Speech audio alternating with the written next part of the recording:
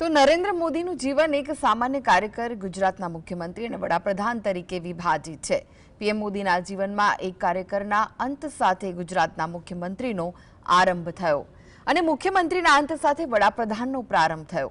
નરેન્દ્ર મોદી ગુજરાતના મુખ્યમંત્રી બન્યા પછી ગુજરાતની જનતા જ નહીં, આખી દુનિયાની તેમના પર નજર રહી. એક નજર કરીએ મુખ્યમંત્રીથી વડાપ્રધાન તરીકેની તેમની સફર પર. 26 જાન્યુઆરી 2001ના રોજ કચ્છમાં આવેલા ભૂકંપના આંચકાએ જાણે ગુજરાતના મુખ્યમંત્રી કેશુભાઈ પટેલની ખુરશીના પાયા પણ હચમચાવી નાખ્યા.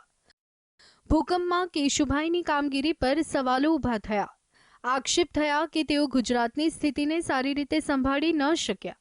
ભૂકંપ બાદ લોકોની ભાજપ સામેની નારાજગી વધી રહી હતી. એ જ વર્ષે 20 સપ્ટેમ્બરે પેટા ચૂંટણીના પરિણામોની આ વાત પુરવાર પણ થઈ ગઈ. ભાજપ સાબરમતી વિધાનસભા અને સાબરકાંઠા લોકસભા બેઠકની પેટા ચૂંટણી હારી ગયો.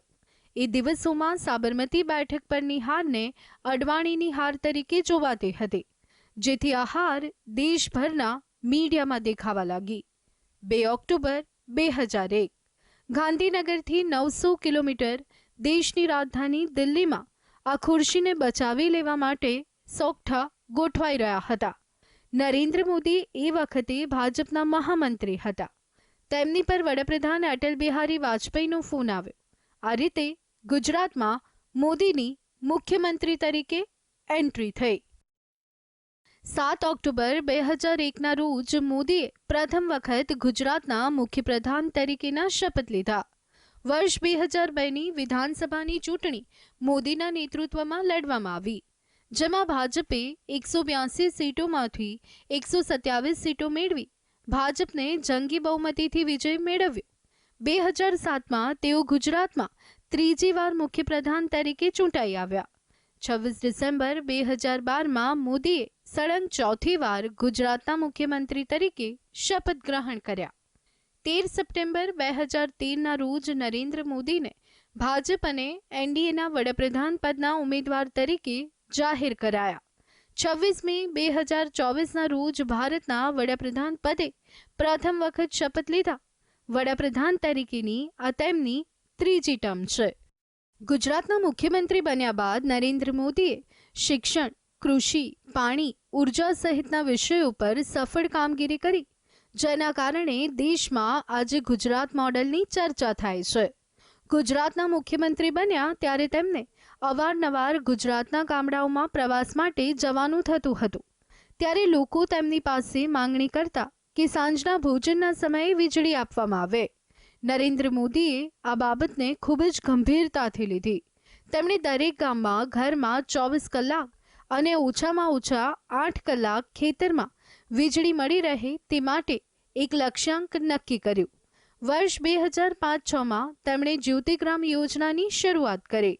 બાળકોનું શિક્ષણ રાજ્ય માટે ચિંતાનો વિષય હતો.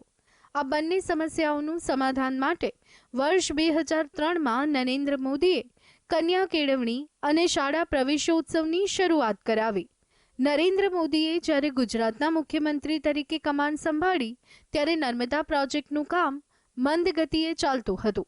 તેમણે નર્મદા યોજનાના બજેટમાં 2 ગણો વધારો કર્યો. આ સિવાય સૌરાષ્ટ્ર માટે સૌની યોજના, ઉત્તર ગુજરાત માટે સુજલામ સુફલામ અને કચ્છ બ્રાન્ચ કેનાલ પ્રોજેક્ટ અમલમાં લાવ્યા. આ 3 પ્રોજેક્ટના કારણે આજે ગુજરાતના દરેક ખૂણે પીવાનું પાણી અને સિંચાઈ માટે પાણી ઉપલબ્ધ છે. વર્ષ 2003માં વાયબ્રન્ટ ગુજરાત સમિટનો ઉદય થયો. વિશ્વના ઉદ્યોગપતિઓને ગુજરાતમાં રોકાણ કરવા માટે તેમણે લાલ જાજમ બિછાવી અને ગુજરાતે વિકાસની હરણફાળ ભરી. નરેન્દ્ર મોદી ભારતના 14મા પ્રધાનમંત્રી છે, જેમણે 2014માં ભારતીય જનતા પાર્ટીની પ્રભાવશાળી જીતનું નેતૃત્વ કર્યું.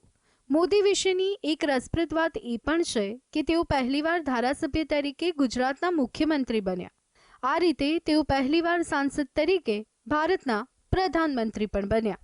Bureau report, GSTV.